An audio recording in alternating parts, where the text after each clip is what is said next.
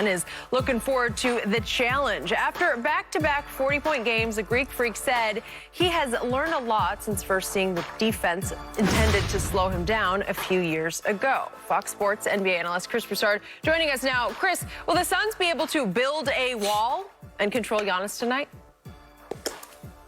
No. Giannis is going to go off again. I won't predict 40-something, though I wouldn't be surprised if he does it again. But I'm going to predict 30-something points and 15 rebounds from Giannis tonight. This is just a bad matchup for the Phoenix Suns. They don't have anybody who can stop Giannis. They don't have an answer for him. In 3 of the 5 games they've played this season, Giannis has scored 40 or more than 40 points. All right, if you take out game 1 of this series, when we know he played tentatively because of the hyperextended knee, he has averaged 40.7 points on 62% shooting against Phoenix this year in 4 games. So they don't have an answer. Their best player to guard him, and he actually does a pretty good job, is DeAndre Ayton. But if you keep Ayton on him for too long, he's going to get in foul trouble. And that's going to hurt your offense and your defense. So they can't just sick DeAndre Ayton on him and say, go stop Giannis. They have to throw different looks at him to keep Ayton on the court. Phoenix is a small team. And just like Phoenix gives Milwaukee problems with his pick and roll offense, Milwaukee gives Phoenix problems with Giannis. So what the Suns have to do is keep Chris Middleton and Drew Holiday from having big games. That's how they can win, because Giannis is going to get his points. So they can't let one of those 2 guys have a big game. And I think Chris Middleton will have a big game tonight. He's due. I think he has a big game, and Milwaukee evens the series at 2 games apiece, because if one of those guys helps out Giannis, then it's going to be tough to beat him. So I've got Giannis going off and Milwaukee even it up at 2-2. Jenny asked, was he going to be able to build a wall, build a fence? The question is, what are the other guys going to do? Because that's the only way the wall worked. Because if the other guys are working, now you just can't stand in the paint and try to keep Giannis. Skip, in game 2 when they lost, Middleton, Holiday, Lopez, and Portis scored 38 points. In game 3 in which they won, they scored 61.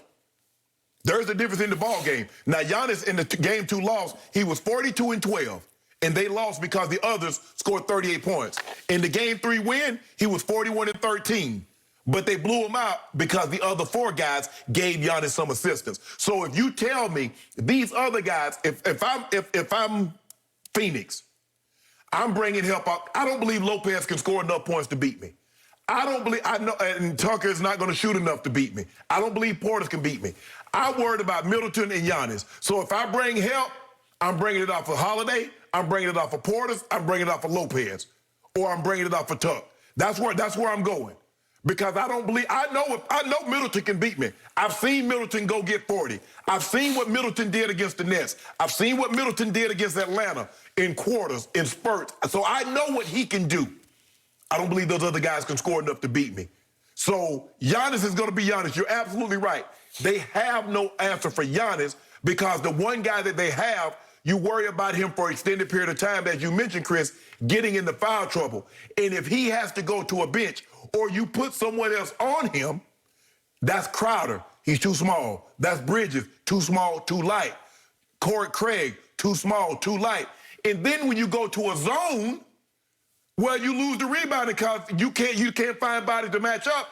And now Porter starts crashing the board. Lopez starts crashing the board. Giannis, with those Spider-Man-like arms, Lego, this just plastic, just keep going and going, and he gets rebound. So they're up against it. Chris Paul's going to have to play really well. Ayton's going to have to play really well. And as you mentioned earlier, Skip, your guy, Devin Booker, he's going to need to be booked. He's going to have to play that game when they closed out the Lakers. He's going to need one of those games tonight. And as I told you earlier, and I'll tell Chris now, I believe that Devin Booker was suffering hamstring tightness after game 2 that bothered him in game 3. I'm told now that it's subsiding, that they think he's going to be full go tonight. So he needs to be Book again. Yeah. And again, he scored 10 points the other night on 3 of 14 and 1 of 7 from 3. Well, I think he'll give you 25. And he does have, even though he hasn't been an NBA player for a long time, his history shows you bad game, good game, bad game, good game. Sometimes bad games, great games. So I think he'll bounce back with 25. Now let's get back to build a wall. Who is the ultimate in the NBA wall destroyer? It's really not Giannis. It's Scott Foster. No, it is. It just is.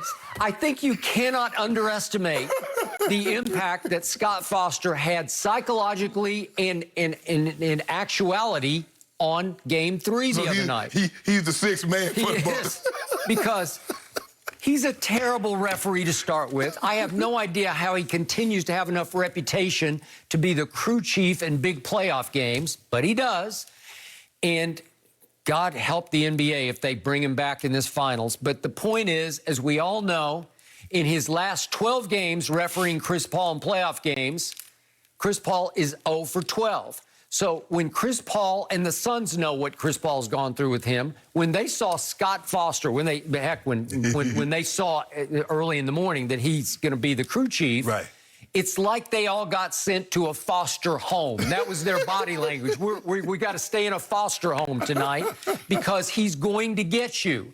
And he got him. He got him early and he got him often. And he got DeAndre Ayton into foul trouble. And I think Monty Williams is a little stubborn to a fault here, but he thinks he has a defender that can at least bother Giannis, and that's DeAndre Ayton, who's 7 feet tall, long, and pretty athletic.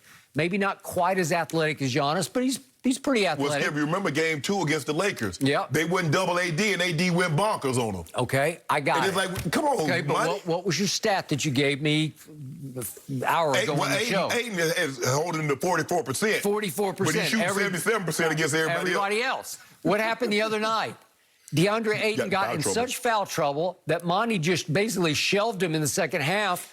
He played 5 minutes and scored 2 points. Well, Giannis had his way because he's against those 75%ers. Everybody else who guards him, he scores 75% of the time. So Scott Foster, for a fact, is not going to be the crew chief tonight because he's not going to referee. It's going to be James Capers, David Guthrie, and Courtney Kirkland. Thank you very much. You know he's coming back for another game, though, right? I just think they're going to have to bring him back because they have to validate the credibility of it. But I also told you, Mark Davis gets along very well. He's very friendly with Chris. And I'm not saying he gives Chris calls, but Chris is in his comfort zone with Mark Davis. I want to see Mark Davis, who refereed Game 6 against the Clippers in Game 1 of the finals. I want to see him